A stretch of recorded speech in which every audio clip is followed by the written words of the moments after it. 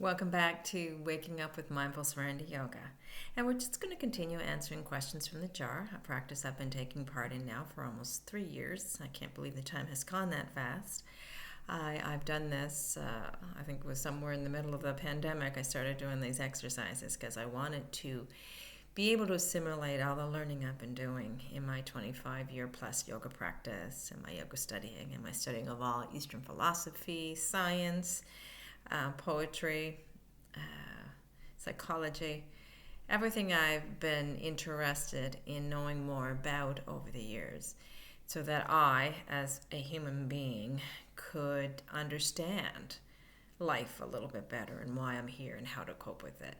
And that was my original motivation for starting this process of learning.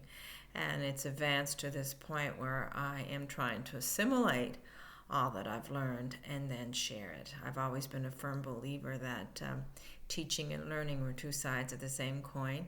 And when we teach, we learn, and when we learn, we teach.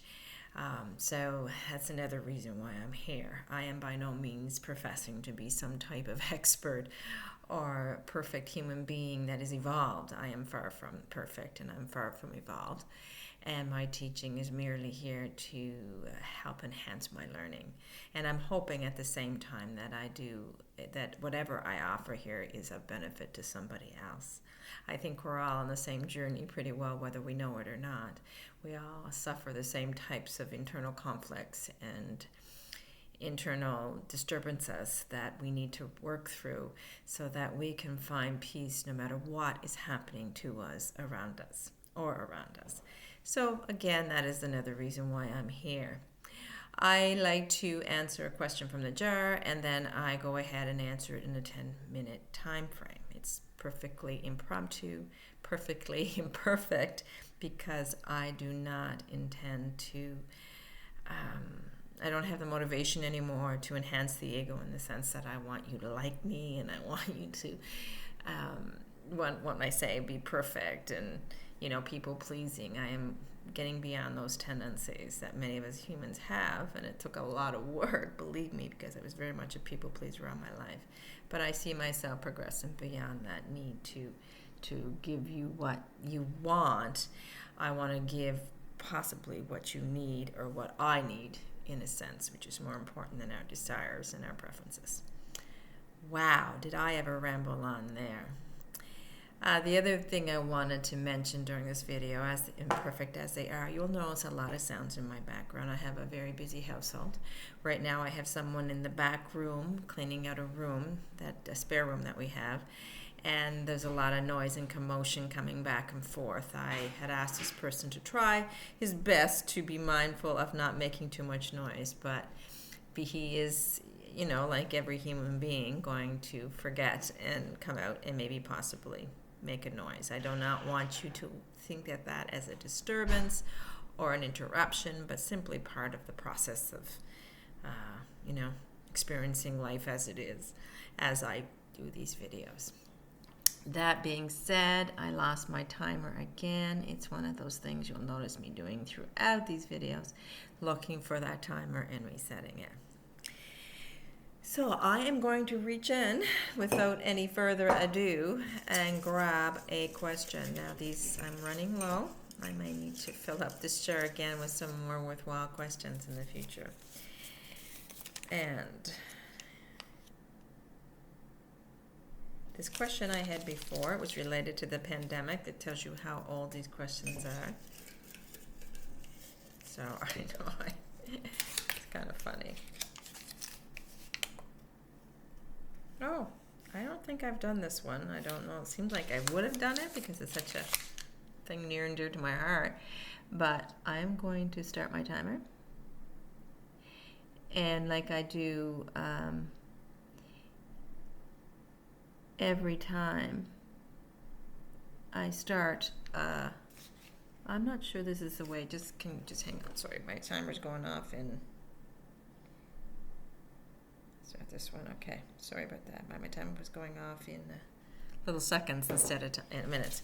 Anyway, so like I do every time I start this, I take a deep breath and I exhale, because this breath as simple as it is, when we're aware of it, it helps ground us into clarity and what is important. And so ego is not in the way trying to prove itself. So that's why I take a deep breath before I answer a question. And the question I got today is a very profound one. What is meant by the great way is not difficult for those who have no preferences? What is meant by the great way is not difficult for those who have no preferences? I absolutely love this, and this is a statement I use quite a bit. So I'm thinking, even though I can't quite remember, I may have slipped this in there, though I do talk about it a lot, so someone else might have slipped it in after hearing me talk about it. But regardless, the great way is not difficult for those who have no preferences comes from the Third Zen Patriarch. And it is the ancient Buddhist teachings. When we talk about patriarchs, it's someone from the ancient Buddhist teachings, a lineage that goes way back. And this statement, the great way is not difficult for those who have no preferences, also touches a bit on the Taoist philosophy, the way to live, the essence of life. So it is Buddhist in its intention, but we do see, of course, because Buddhism, after it left northern India, quickly infiltrated into China. And China, at the time of Buddhist infiltration, was still under the influence of Confucianism and Taoism. And Lao Tzu, whether or not he was one person or many person, put together the Tao Te Ching in order to get across to the border somewhere. To offer his truth and his wisdom to all. And of course, we're going to see, because of the cultural influence of religion, we're going to see an intertwining and probably different religious beliefs because of the cultural influence. So that being said, the great way is not difficult is Buddhist, but there may be a little bit of Taoist influence in that statement. The great way is referring to the way to proceed through life. What is the best way or the greatest way to proceed through life? Living to our fullest, living according to the inner self, the deeper self, rather than the ego and the superficial self. What is that great way to approach life? It's probably the question about life altogether, the ultimate question. How do we live life fully and wholly? Well, the great way, according to the Zen Patriarch, is not difficult. It does not have to be difficult. Right now, most of us are struggling through our lives, trying to get just a semblance of peace somewhere as we work hard, fight hard, struggle against this or that, clinging and grabbing this, pushing away that, struggling to get a moment of happiness, only to have that moment of happiness after we've attained that thing we think we needed, leave us, and then find ourselves suffering and struggling again. So many of us are struggling through life. We do find life difficult, because as the Buddha said, there is suffering in life. And I remember this quote from one of the famous books I've read from Scott Peck, and I can't even remember the name of it now. I know it so well, but anyway, he said life is difficult, and that was the way he opened up this wonderful text. And it is difficult, and it's not difficult in the sense that life is doing anything against us or attempting to hurt us. Life is simply being life, but our challenge of experiencing life can be difficult. But according to this Third Zen Patriarch, the great way does not have to be difficult. We can proceed through life without difficulty if we do one thing: put away our preferences, put away our desires and our wants and our likes. And of course, when we put away our preferences, we're also putting away those things we do not want, our aversions, our dislikes. We're putting away this duality of this is bad or good, this is wrong or right, this shouldn't be or this should be.